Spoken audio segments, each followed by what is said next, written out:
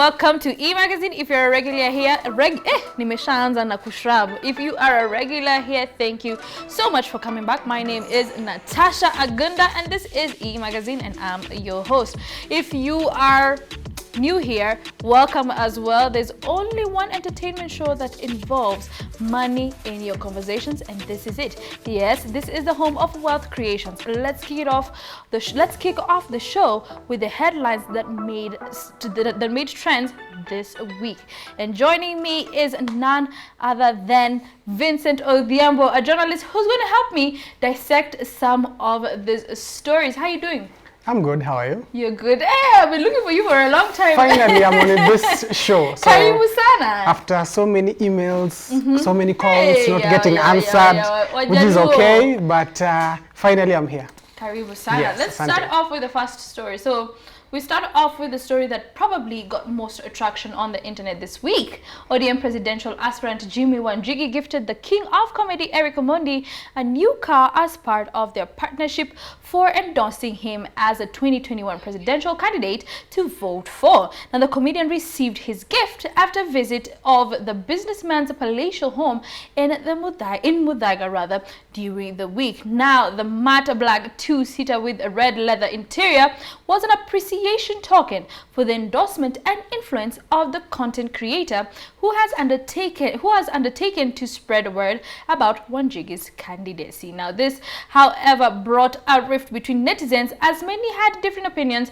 and thoughts about Eric Omondi's decision to endorse the businessman. Others argued that Omondi should just stick to comedy instead of trying to mobilize youths to vote for Jimmy Wanjige. I thought, did you hear this story? Yes, I even saw the video. You did? I did. And then how did you feel? But okay, from my own point of view, in terms of Eric Omondi deciding that Jimmy is the next president, I have no issue with that. Right. That is okay. Voting and politics, it's all personal decisions, right? Right. But my only concern is one, the type of the car.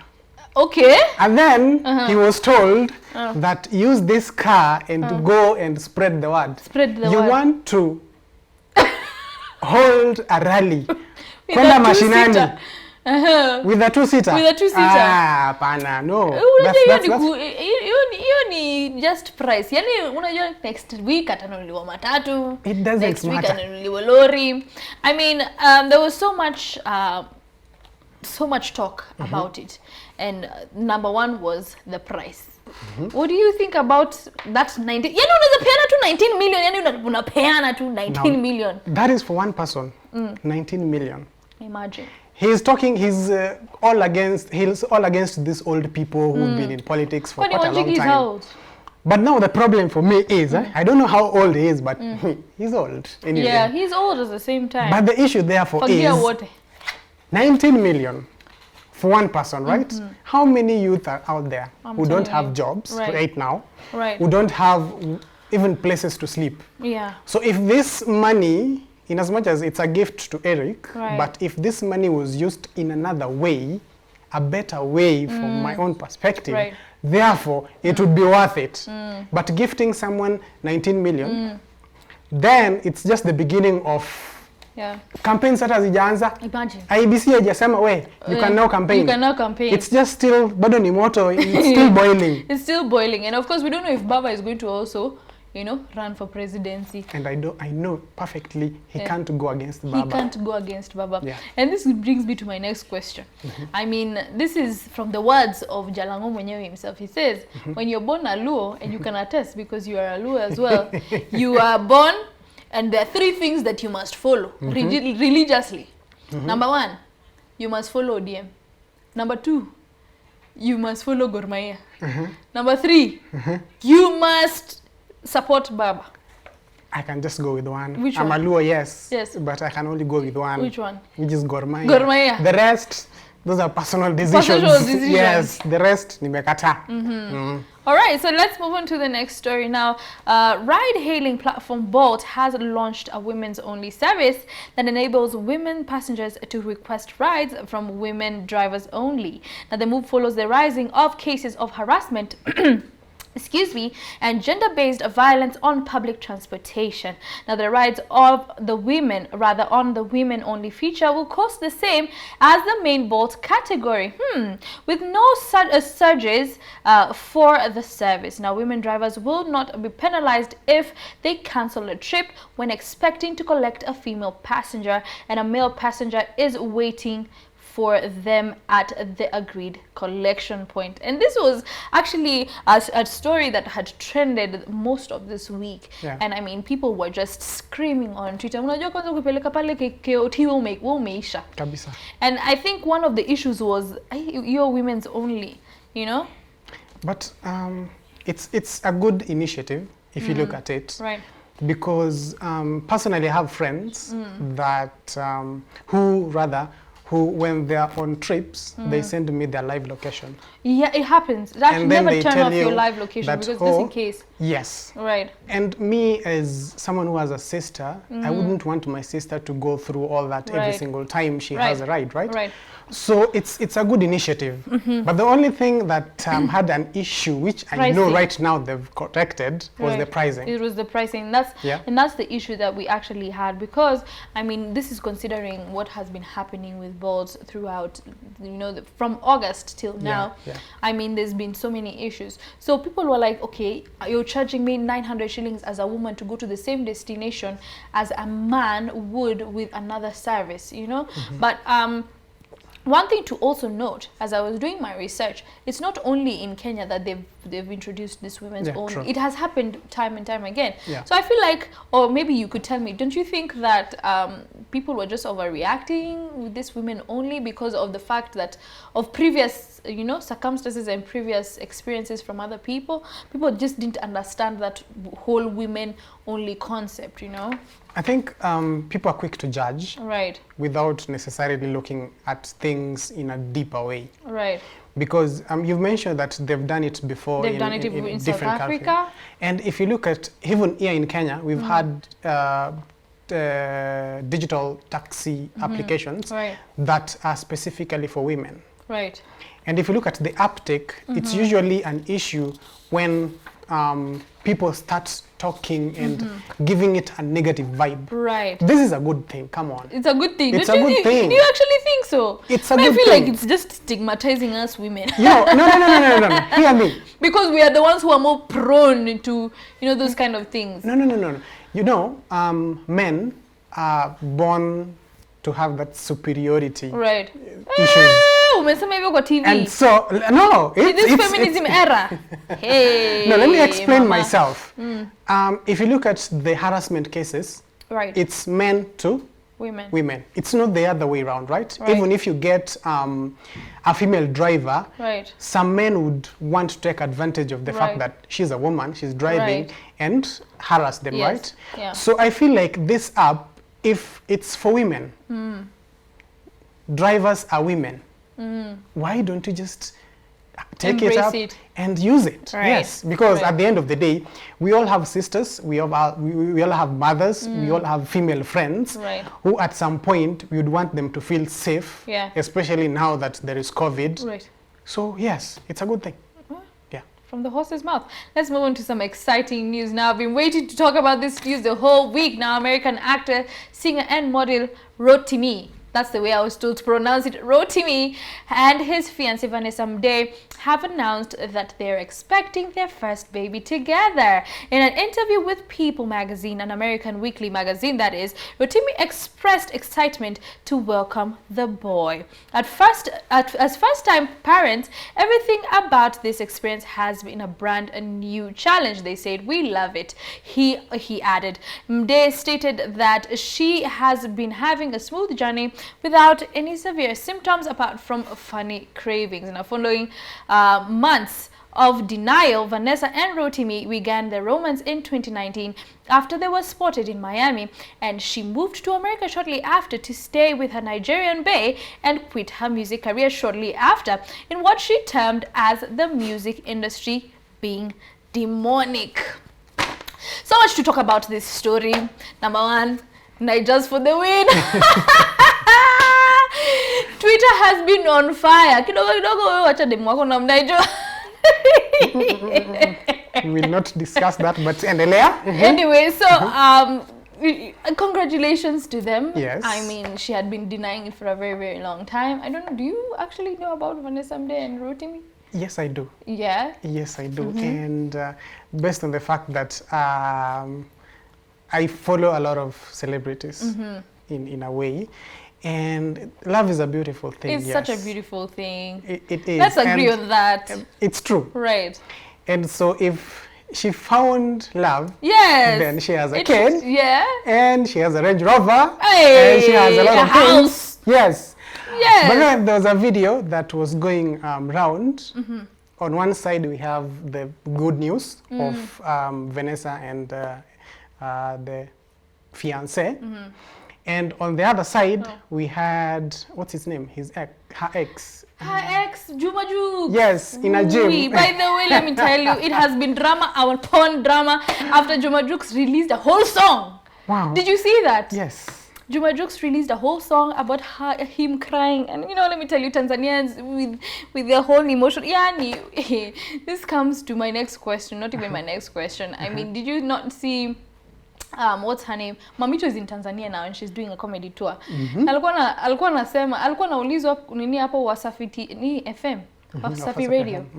Alikuwa anaulizwa, unaweza penda Mtanzania? Akasema yes, yani na Watanzania. Kila saa kupigiwa kuambiwa watu mpenzi. Yani ni mapenzi tu from morning to evening. Yes, yani na hiyo maneno. Okay. No, you ladies, wewe ungependa hivyo? No. I think the first 2 months, 6 months nitataka, lakini after that wacha to relax. But then when you go online and you look at the reaction that ladies have, they want something that deep down they only want for a period of time. A period of time. So and that's what Juma pick a battle.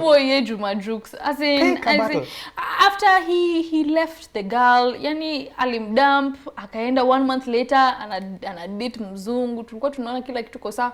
Kumbe deep down mtu anakufa. No, you know, once you love someone, you love them. Yeah. So, sad. But it's a good thing for Vanessa. And now that she's expecting the first child and she's probably moved on, so I think it's a plus and it's a good thing. It's a plus for her. Yes. Juma Jux spoile maze. Lakini maisha ukiachwa achika tu baba. Sasa tuanze kuimba. Let's move on to the next story. Now, Kenyan rapper and one of the pioneers of Genge in the early 2000s recently unveiled his new shoe line dubbed Genge Mtru. Now, the new kicks will cost you $244 to approximately Kenya shillings 26,861.96. Now, the shoes were handcrafted by Italian craftsmen. Now, according to the website, the design is straight out of basketball archives. This sneakers reissues the court style according to today's trends. Now, the mesh upper with leather overlays and suede accents is cut in a mid-rise basket silhouette. This shoe features perforated detailing for breathability and a padded collar for added comfort and a front lace closure. It is finished with a chunky sole made of extra light and durable rubber and a padded tongue with an embedded logo. Sharing a picture of the shoe and the name of one of the buyers, the rapper wrote, "I designed the white part of the sneakers so that when I pull up in your city, I come and autograph for you. Each pair comes with a collector edition packaging." Congratulations to but utanunua nini at 26,000? No, he has a target market. That's not me. But buy Kenyan, wear Kenyan. Either way, atakama. No. Let's be honest. But yeah, I think he has a specific target, which probably the target market would be open to buying. But mtu kama mimi ni mtu wa mtaa, mtu wa streets. So 20 plus for sneakers right now. Yeah. Right now, right? It wouldn't be an option. But I think that it's very, like, I congratulate him because now, I mean, we feel like, I feel like Kenya is now ni kama tunajitokeleza with our music. Now actually Kenyans are going to Italy to design shoes. True. And I don't think it's any different. If you can buy a Chanel shoe, you could buy YSL shoe, you could buy a red bottom shoe, you could also buy this. Well, his target market is different, but I feel like if people save, I feel that's why I said right now I cannot you buy. cannot wear them. But I some feel I point, commend him for actually starting. Yes. Right? And then deep down I usually say that you start small, right? You start small. You okay. start kidogo Small kidogo. price, Kidogo. Not even don't even go about pricing, right? Yeah. Look at the standards, look at the quality. Yeah. If the quality is okay, if the standard is okay, Yeah. you've talked a lot about perforations and things Right. like that. Yeah. If all these things are worth the money, Right. then definitely people would buy. But one thing that usually fails people is the marketing. Marketing. Because But do you think nini can cause marketing? no. Let me give you an example. Because this is something that I knew from social media, right? Right. If probably I knew it from a marketing angle, Right. sio ile ya ndo nini hakuna kiatu and it's too and it's too expensive. expensive. Exactly. Or somebody now comes and tells you the relevance of having this shoe. Yes. Right. So or the importance of having you this see shoe. how Nike and Adidas, they do Right. their adverts, Yeah. right? Right. The shoe You can't comes. live without it. Yes. The shoe comes. I get it. Then you have the shoe, you have the details, blah, blah, Right. blah. Then the next thing, it's on social media. Here, you learn about it the other way around. The other way around. You learn about it on social media and nobody's Exactly. buying your shoe. Then you're thinking, oh, why is your business dying? You didn't do marketing. Exactly. Right. But it's a good thing. It's a good thing. really amazing thing. Right. And if it's good, it will put Kenya, and for those who can afford it, I'd suggest they go buy right? it. Yeah. Yeah. Tag him, use them, tell us. Ama sasa sisi watu kama sisi akina journalist PR package tutavaa. Tutavaa. Unataka PR package. PR package. But either way, it's I think Nonini, big up. Big It's a up good to you, thing. Nonini. Yeah. If you're listening to this, I don't mind a PR package. Vincent doesn't mind a PR package either. Let's move on to the last story. Now, Kenyan elite marathoner Eliud Kipchoge has announced the launch of his foundation aimed at helping children across the world to have access to knowledge and education. World marathon record holder and said yesterday through his Twitter account that he is hoping to reach the people in the world with his voice. Kipchoge has urged Kenyans and people across the world to contribute to the foundation in order to make the needy children have a smile and enjoy the beauty of the world. Now, through his foundation, Kipchoge said that he wants to raise awareness and raise finances to build libraries, schools, forests, and etc. Congratulations to Eliud Kipchoge. Yeah. Congratulations to him. What do you think about that? Kenyans don't deserve Kipchoge. We don't. What? We don't. Why? Because We don't very appreciate this guy enough. This guy goes, wins medals, puts Kenya on the map, comes back, and then he's has so a foundation, nice about it, right? and the government doesn't even care. The people, probably we do, and we fight for him usually. But I think Kipchoge Right. is one person who is selfless. Yeah. Despite the money that he's made, Right. he still comes back home and says, okay, fine. And you cheat know, whatever." it's quite funny because, I mean, you find that some people, I think it was the president who was saying, you know, Kipchoge, you're not like the rest. You came back and, you know, you support your country, not like those others that usually go to a different country and then they sell their nationality and, you know, all those kind of things. And by the way, if you've gone through what Eliud has gone through, other marathoners, I think you would. Trust me, I would. You would. Even without blinking. Right. I mean, come on. You treat me like a second-class citizen, but then at the end of the day, All of us are. and then politicians are treated here like Right. queens And these and are people kings. who are actually, you know, bringing Exactly. back after sasa umekuja umepewa pesa huko Olympics unakuja unataksiwa yote. KRA inakungoja vizuri Inakumaliza. sana. Now, but you see, education, health, especially among children. Right. And for me, I'd feel like if he started Right. in Kenya, it's a world, it's a global thing, right? Right. It's a global foundation. But if we started in Kenya, there are so many places that people are still not educated. Yeah. People still go hungry. Yeah. Recently, they said that around 2 million Kenyans are at risk of starvation. You see? I remember that starvation story. If these foundations such as Kipchoge's can chip in, help, Right. that would be a good thing. And I think it's just a start with education and all those things. But I feel like maybe as time goes, I think he's going to do that, and everybody should chip in, because I mean he was when he was talking about it on Twitter, he was saying how lucky he is in his life to have access to books and knowledge, and he would actually like to pass it on to other people, and I think that's exactly what he's doing. But they say a journey of 1,000 miles starts with what?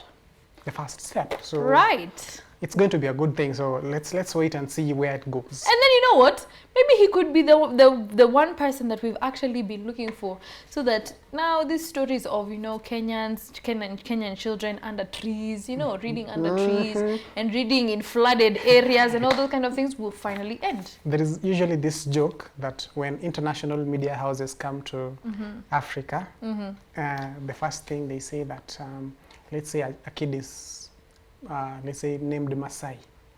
They say Masai wakes up every morning to walk 1,000 miles to get water. Oh God! Can you? Please. If it was you, if it was you, would you want that to end?